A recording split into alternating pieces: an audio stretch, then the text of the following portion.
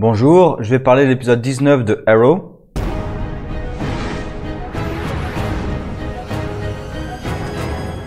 Alors j'étais pas du tout dans l'épisode. Bon, déjà il y a le flash forward qui ne sert toujours à rien. Là ils vont chercher le fils de Deagle et Mia, ils vont chercher un générateur ou quelque chose comme ça pour alimenter le casque pour que Felicity puisse découvrir des informations. Bon, elle va découvrir que c'est un Archer évolué, transformé en arme. Bon, alors ça fait un lien avec le présent, mais voilà, le futur, ça n'a strictement aucun intérêt. On apprend vite fait des trucs sur l'enfant de Deagle qui est lié au Deathstroke. Bon, pour moi, voilà, ça n'a aucun intérêt. Dans le présent, il y a Deagle, où là aussi c'est mal géré puisque on découvre son beau-père dans cet épisode. On pose la problématique de je déteste mon beau-père parce que mon père est mort au combat, etc., etc. Bon, et à la fin de cet épisode où on a posé ce problème, on découvre que mais non, c'est pas vrai et que en fait oui, son beau-père a protégé son père qui est mort à cause de négligence, etc. Le problème c'est que c'est dans le même épisode. Tout ça c'est dans le même épisode. On aurait pu travailler un truc, mais tout ça c'est dans le même épisode et dès le départ, de toute façon. Dès que j'ai vu Deagle face à son père, bon déjà on a tous deviné que c'était son père. Quand Oliver est surpris, on a tous deviné que c'était son père, hein, c'était assez évident. Et surtout, vu la relation conflictuelle, c'était évident qu'il allait se passer une réconciliation dans l'épisode. Donc quand ils annoncent l'histoire de la mort de son père, on sait qu'il va y avoir un retournement et qu'en fait, oui, le général n'a pas joué le rôle que Deagle pense. Et que va y avoir une réconciliation. Voilà. Donc c'est un peu cousu de fil blanc. Tout arrive dans le même épisode. Alors c'est un épisode qui essaie de se dédier un peu sur Deagle. C'est pas très réussi. Après, comme c'est la fin de la série bientôt, avec la dernière saison quand même, mais c'est bientôt la fin de la série, je pense qu'ils vont essayer de nous faire des épisodes axés sur certains personnages comme ça. Mais voilà, pour moi ça marche pas énormément.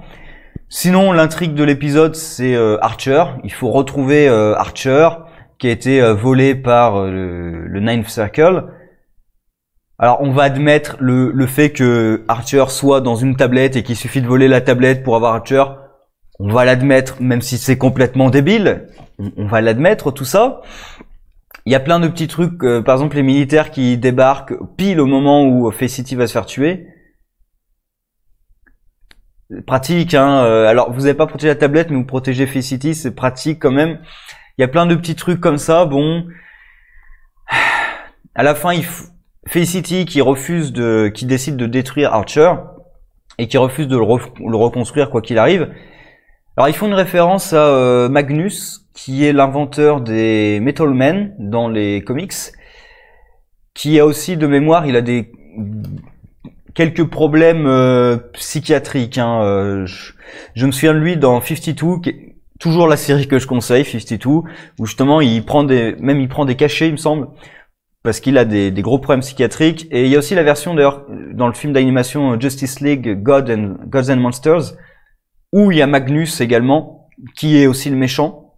Après, je sais pas s'ils vont l'utiliser Magnus, mais voilà. En tout cas, il cite Magnus, qui est l'inventeur des Metal Men.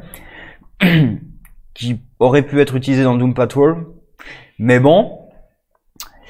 Et à la fin, elle décide de pas utiliser sa technologie parce que ça peut faire du dégât et elle va chercher une autre technologie qui, elle, ne pourra jamais faire de dégâts. Je vois pas en fait quelle forme de technologie tu peux créer qui ne risque jamais d'être utilisée à mauvais escient. Il y a des technologies plus ou moins dangereuses, mais quand tu travailles dans la haute technologie, toutes tes technologies peuvent avoir des effets pervers. Hein. Toutes. Et là, c'est une technologie juste pour trouver les gens. Mais c'est évident quand tu crées une technologie qui est là pour trouver des gens, pour les suivre, etc., c'est évident que ça peut avoir des effets pervers. Ne serait-ce que sur les libertés individuelles. Ça, c'est marrant. Là, l'effet pervers qu'elle trouve, c'est « Ah, des organisations terroristes peuvent l'utiliser. » Oui, mais le gouvernement peut l'utiliser aussi. Enfin, tracer les gens, c'est évident. Les effets pervers, en fait, sont évidents. Là, elle s'en rend compte, mais... En fait, pour moi, ça fait que le personnage n'a même pas réfléchi en amont, avant de faire son projet, à quels seraient les effets néfastes de son projet. Et elle réfléchit que maintenant. Donc, et on voit la dissension qui va se créer dans son entreprise. Donc super chef d'entreprise quand même, elle réussit à détruire sa boîte alors qu'il n'y a que 2 personnes dedans. Parce que bah oui, vu l'argent qu'on propose pour ce projet, clairement sa partenaire va le vendre hein, sans son accord. C'est assez évident. Bref, voilà, l'épisode, j'étais vraiment pas dedans. Il y a un truc qui me plaît plutôt, mais c'est vraiment en marge. Mais c'est plutôt que ça me plaît qu'ils aient pas fait la route obvious avec la sœur, donc Emiko, la sœur d'Oliver, puisqu'Oliver lui apprend ce qui était évident, que c'est Dante qui a tué sa mère. Et j'ai cru, parce qu'en plus on a un zoom sur sa bouche, menteur. J'ai cru vraiment qu'ils allaient aller sur le côté, elle refuse de le croire quoi qu'il arrive, etc. Non, elle le croit, elle en prend acte, et du coup bah elle tue Dante, mais elle reste avec le Ninth Circle. Parce que c'est ça aussi, Oliver est convaincu que si elle apprend la vérité, elle va se rendre compte qu'elle a été piégée et tout, manipulée, et qu'elle va rejoindre le bon côté de la force. Mais c'est absurde. Elle est avec cette organisation. Elle sait ce qu'ils font. Alors Oliver, je pense pas qu'Oliver sache qu'elle dirige. Techniquement, elle dirige l'organisation. Je pense pas qu'il le sache. Hein. Et donc, il y a strictement aucune raison pour qu'elle lâche l'organisation, même si elle apprend qu'un des membres, dont elle est extrêmement proche, a tué sa mère. Et du coup, voilà, elle tue Dante à la fin de l'épisode. Bon, du personnage où, en fait, Dante, on a essayé de nous faire croire que c'était grand méchant. Et c'était assez décevant, finalement, l'utilisation de Dante. Hein. Parce que...